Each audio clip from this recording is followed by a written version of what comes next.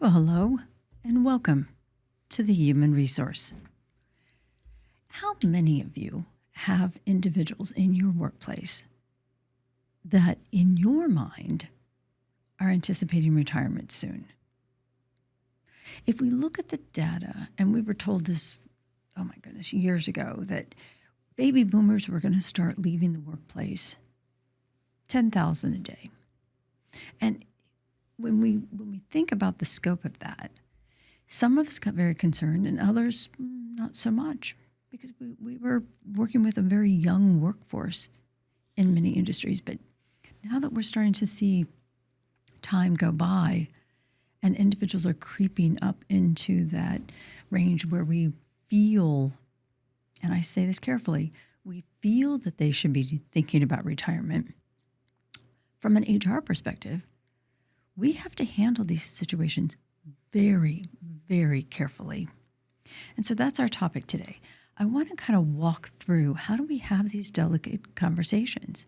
And I have to thank Danielle for bringing this up this week, because, again, I need your suggestion. I need to know what you're struggling with or what you're being challenged with in your business, to help you have the tools to get through some of this stuff. Retirement is a delicate situation. We all are going to have to do it, okay? So if you're in the HR capacity, at some point, you're going to have this conversation. So where do you start? Well, acknowledging that in 1967, the Age Discrimination in Employment Act was passed, making it a protected category. Age is something that we don't bring up. We don't use it in employment decisions. We don't use it in promotional decisions. We shouldn't be using it at all unless it's in a industry or a market of business where age can really cause some safety issues, where the individual simply can't do their job safely and jeopardize their own safety as well as the individuals around them. Right now, here in 2024, we're hearing multiple conversations about a president that may be too old to serve because of his conditions or because of safety issues. But when we're talking about the workplace, that comes back to your responsibility. It comes back to, how do you handle this conversation, and how do you handle your management team who may not be as sensitive to the proper way of carrying on these conversations. So let's talk about truly how to have a positive and constructive conversation that meets the needs of everyone involved. And to do that, we have to first start with, what are we trying to accomplish? Well, obviously, we want the needs of the business to be met. We have to keep everybody productive. We have to make sure that everybody is doing their job in the most efficient and most positive, productive way. But at the same time, we have to protect our employees. So going over to someone and saying, hey, by the way, I just noticed you turned 64. Wow. Getting ready for retirement? Are you getting excited? Hey, how's that retirement fund looking? Is it getting you all ready to make the big exit? In the environment that we have today, those conversations, those comments can actually be very offensive to individuals, to your employees. So you have to go about this in a more, how do I say it, a more sensitive manner, and make them a partner, a part of the conversation. They are going to get to drive it. Let me just throw that out there now. They're going to get to drive this process with a few limitations. But for the most part, it should be a conversation that starts out with, hey, let's talk about your goals. You can actually say that. You can ask an individual in a one-on-one, in a performance evaluation, tell me, where do you see yourself moving forward in the company? Now, why is that safe? It's safe because you should be asking that same identical question to every other employee in the company. You should be looking at every employee and saying, how do you see yourself growing? What additional responsibilities would you like to have? What type of transfer are you looking at to grow within the company? Understanding that they are to be treated no differently than everybody else is a key player in here. And if you do this, if you start with those kind of comments or those kind of general, big, broad comments, they'll understand that it's safe and they'll feel more comfortable talking to you about a possible exit. Remember, you're looking ahead, you're planning ahead. So even if you just approach them and say, hey, I've got a couple individuals that I would like to see you groom. I want to make sure that your competencies, your knowledge, your expertise is shared. Again, this is helping them understand that they need to be grooming and their successors. But at the same time, isn't that what you want in every department? You want to make sure that one person isn't holding the wealth, whether they're 30 years old or whether they're 70 years old. You need to make sure that the teams that you have in the company are strong and collaborative. So again, going back to that individual and saying, hey, this is what I've got kind of planned as a strategy for your department or your clients. How do you see yourself helping me get to that strategy? Or how do you see your role evolving so that we can meet the needs of the business? If they can feel like they're taking some ownership, that we're not accelerating a conversation or we're not treating them differently than anybody else, the chances are, if this individual has already started thinking about retirement, they're going to feel so much safer about opening up with you and saying, well, I really don't want those responsibilities because I really don't see myself here in a year. Or, well, I've already started training this person on these particular skill sets because I really think I'm looking at maybe retiring next year. That's when you know that you've done your job correctly. That's when you know, okay, they're the one who's brought up the retirement. They're the ones who've brought up an exit. So now we can both safely move forward with the plan that this was their idea and not ours. You see, even if you surround them with experts, let's say somebody who plans Medicare, helps them transition off your health plan to Medicare. If you bring in that retirement planner so that employees have an opportunity to work with them and optimize their funds, these are ways of letting individuals know that the company appreciates them.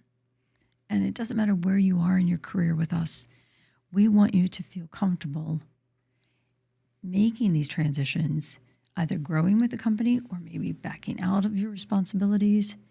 And we want to do this together.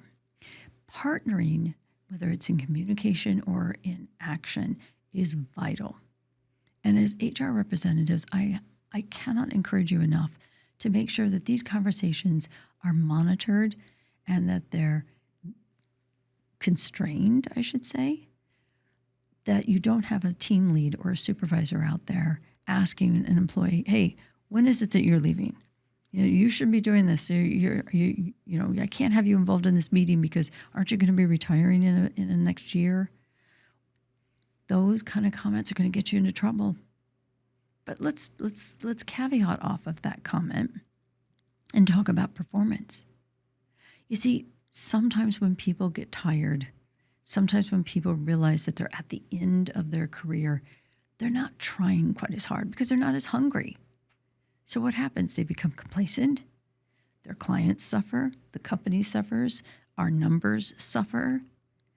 And you ultimately have to go and approach that conversation in regards to help me understand how we've gotten here.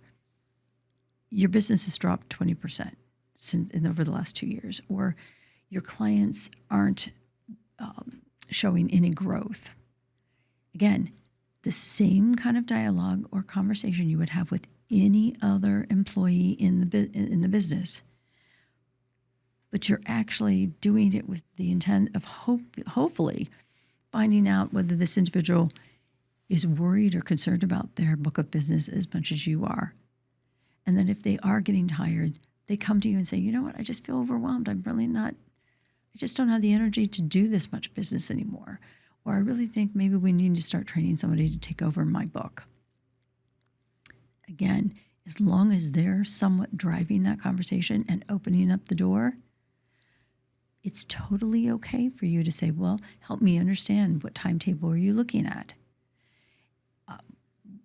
You're appreciated here, but we understand if you would like to pick a date to retire, let us help you exit out comfortably. Let us identify some people that can start taking some of this work over for you. What I find sometimes is that we fail to remember a couple key pieces as well when it comes to the exit. Make sure that they understand if they're going to pick the exit date, then make sure you get a resignation letter. Have them put that in writing. What I see most often is someone will drop the hint, oh, I don't want to be involved in that project. Don't give me any more responsibility. I plan on being out of here in a year. And everybody just takes that as, oh, okay, they're going to retire. But yet, what does that mean in terms of timing? What do you mean next year? When next year? When do I need to start recruiting for somebody to take their place? What are they talking about? Exiting completely? Do they want to back down to part-time? Do they want to be on call? What exactly did that comment mean? So it's totally comfortable getting a resignation letter with a proposed retirement date a year in advance. And explain to them, look, I'm just trying to make sure that we're both on the same page. If you want to stay for another 9 months, that's great. I'm thrilled. That gives me even more time to make sure that the person who takes over and fulfills your role will have plenty of time to work with you and train. Or that we'll make sure that it's a right fit and we've got somebody who's going to be as committed to the company as you are.